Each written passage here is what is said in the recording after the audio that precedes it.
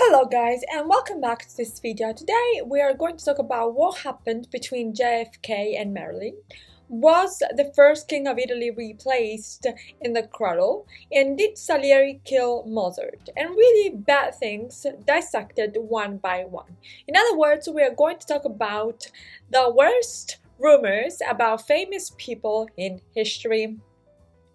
Let's start with number 1, Foscolo. Foscolo was an expert in syphilis, so much so that he sang about this in the Odes. Foscolo was an Italian poet of the 19th century. Behind the ode All'amica risanata, which is one of his most famous odes, written in 1802 and dedicated to the Milanese Countess Antonietta Fagnani, whom he met at La Scala in Milan. Perhaps it is hidden happiness for the woman's newfound health, struck by a venereal disease. Who had she caught it from? From some of Foscolo's letters, we can deduce that the two were passionate lovers, even though the woman was married to the Marquis Marco Arese Lucchini, also with rather free sexual habits. At the end of the relationship, the poet and his lover accused each other, not very elegantly, of infectious contagion. Venereal diseases would accompany the woman until the end of her days. This did not prevent her, though, from having many relationships, in addition to the one with Foscolo, and of course, the one with her husband. Number 2. John Kennedy had a relationship with Marilyn Monroe. The sensual version of Happy Birthday that the actress dedicated to the president in May 1962 at Madison Square Garden for his 45th birthday left little doubt to the imagination. Yet, despite the persistent rumors of their relationship, the two carefully avoided being seen together. Only in more recent times, several journalistic sources confirmed the liaison and published some rare photos of John and Bob Kennedy with the actress. The two probably met in 1954 thanks to one of the actress's agents, when Kennedy was still a senator and Marilyn was going through a difficult time in her relationship with her then husband, Arthur Miller.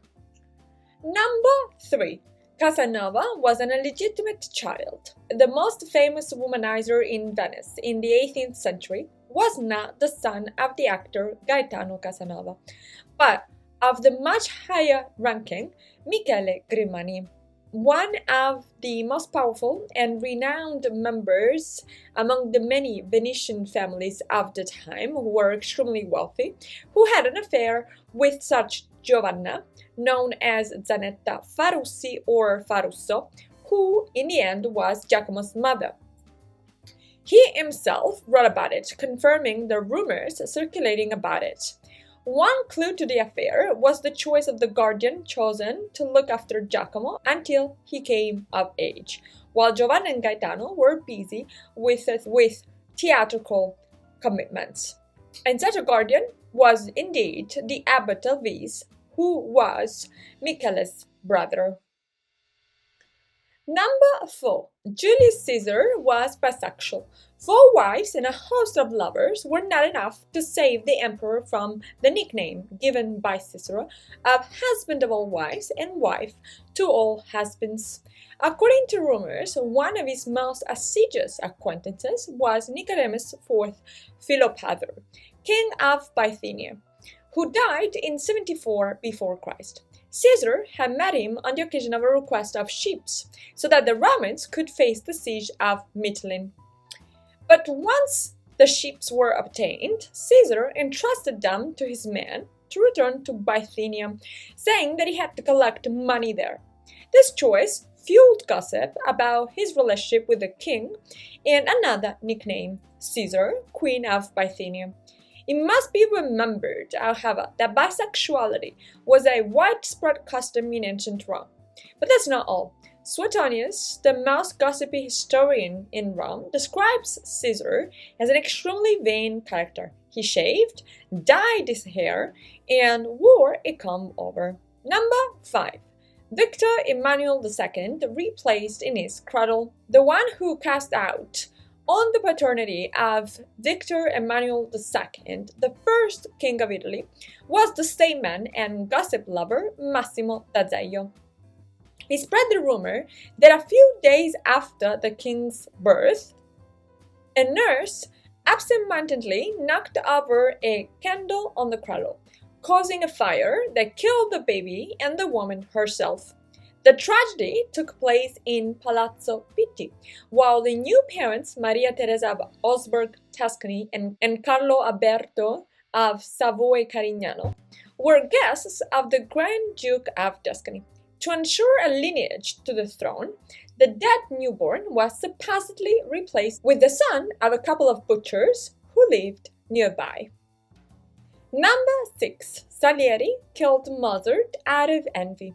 The rumor of the alleged rivalry between the two composers was unfounded, as it is the rumor that Mozart's death was caused by his envious colleague who had arranged for his poisoning. The gossip was spread by Mozart's widow, the ambitious Constance Weber, but the Russian poet Alexander Sergeyevich Pushkin believed these rumors, and in 1830 he wrote a short drama in verse, Mozart and Salieri, previously titled Envy, in which an envious Salieri kills his famous rival by poisoning. If Salieri did not kill Mozart, Pushkin certainly killed Salieri. It was said about the opera. Number 7. Emperor Claudius poisoned with mushrooms. Agrippina the Younger, mother of Nero and wife of the Emperor Claudius, is said to have exploited her husband's passion for mushrooms to get rid of the emperor with a dinner of poisonous mushrooms and favor in this way the succession to the throne of her son from her first marriage. The rumors may have fueled by the fact that, as he approached death, the old Emperor Claudius regretted not having designated Britannicus as his successor and having given in to Agrippina's pressure in favor of Nero. Agrippina resented this, and this fueled the rumor of her guilt. The woman herself was later assassinated by her son Nero in a power struggle. Number 8. Michelangelo killed for art. One of the most evil rumors in the art world concerns Michelangelo Buonarroti, accused of having stabbed a boy to create a sculpture of Christ by precisely following the anatomy of the corpse's muscles. In reality, there are no known trials for the alleged murder, which in fact was never prosecuted. It seems that the rumor was spread by other artists who were envious of Michelangelo's success, one of the most sought-after artists of the time, and undoubtedly difficult in character. The study of the anatomy of bodies of deceased people, and not killed on purpose, was in fact a fairly common practice among the Renaissance artists. Number 9. Leonardo da Vinci molester. The name of Leonardo would be present among the papers of a trial for sodomy that saw him, among many other defendants, together with other students of Verrocchio's workshop in 1476. The victim of the abuse would have been a 17-year-old goldsmith's apprentice, Jacopo Sattarelli, who, however, made an anonymous complaint that lapsed after a short time and cost the artist and scientist a brief incarceration. Shortly after the case was closed, what is certain is that homosexuality was very widespread in Florence at the time, and then the rumors were reinforced by a psychoanalytic interpretation of one of Leonardo's dreams made by Sigmund Freud a posteriori. Number 9. Etruscan women were easy. History tells us that they were held in greater consideration than in Greek and Roman society. But since ancient times, gossip has been spread about Etruscan women who easily gave themselves to many men and attended public banquets without clothes. The one who spread these rumors was the Greek historian Theopompus, who lived in the 4th century before Christ, who apparently was a little too inspired by what was a widespread custom in Greek society, that of inviting heterae, meaning basically high-level, high-ranking prostitutes, to banquets. Prostitutes of that time with very easy costumes and entertainment tasks. Number 10. Ludovico's lover. In 1491, Ludovico il Moro married Beatrice d'Este, just 16 years old, who had been promised to him since she was 5. The marriage produced 2 children, but it seems that before consummating the marriage with his wife, the Duke of Milan took some time. Much of his energy was in fact spent on his lover, the beautiful Cecilia Gallerani, who Leonardo almost certainly portrayed in his painting The Lady with an Ermine. Number 11. Brahms' Cat Killer. Gossip among musicians is not spared, but the one spread by Richard Wagner about Johannes Brahms, his contemporary composer and conductor, beats many in malice. Wagner said that his rival drew his symphonies from the meows of cats that he himself hit with sadistic pleasure, then copied their death rattles. He even said that the musician kept a notebook with the sound emitted in the last moments of life by poor felines. That's so cruel.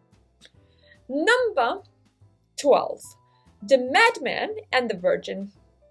The story of Eric XIV, a mentally unstable prince of Sweden, and Elizabeth I, Queen of England, nicknamed the Virgin Queen for her unfortunate relationship with men, or perhaps because she had no children, would have been a curious one. Eric actually made negotiation for a marriage proposal to the Queen, which put him in tension with his father for political reasons. But he then abandoned the project, asking for the hand of a host of Queen Mary of Scotland, such Anne of Saxony, and later on asking the hand of Christine d'Este, who was working at the court of Rene of Lorraine. With that being said, guys, I hope you have enjoyed this video, and if you have, don't forget to like and subscribe. We'll talk next time in a new episode. Bye!